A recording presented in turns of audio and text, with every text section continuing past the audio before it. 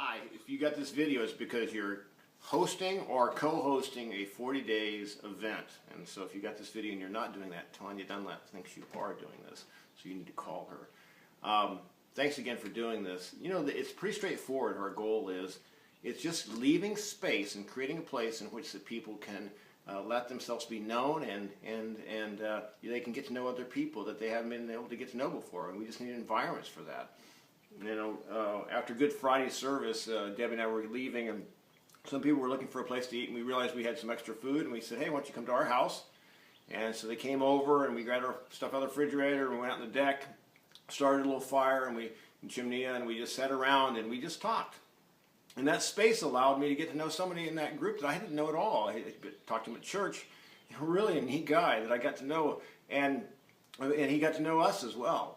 And but to do that, you got to have some time. You have an environment for that. So we have, during these gatherings, there's lots of different things going on. You know, it could be jewelry making. I think we have we have lots of dinners going on.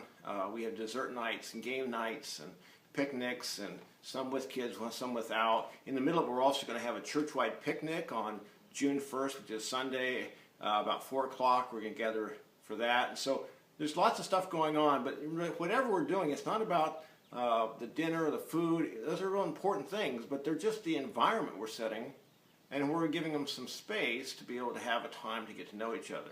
And so we'll be, this Sunday and the following Sunday, we'll be talking about it and having the congregation fill out surveys of things they might be interested.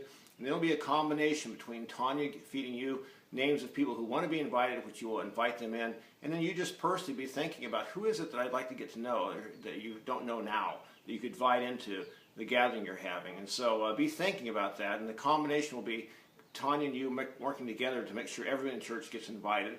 So coordinate with her. If you have somebody who you invite that can't make it on the date that you have, or the gathering doesn't really fit what they're looking for, then make sure you email Tanya back the name so she can actually have some other people invite them to that event as well. And so just kind of work with her, and if you have questions, you can get a hold of her and she can help you through that.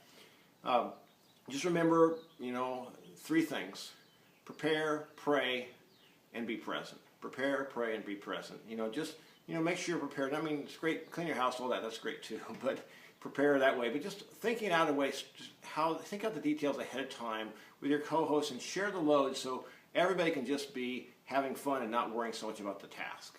You know, that that's organized enough that you don't have to worry about that side of it. So prepare. Make sure you pray for the people you're going to invite and the people who are going to come and the time.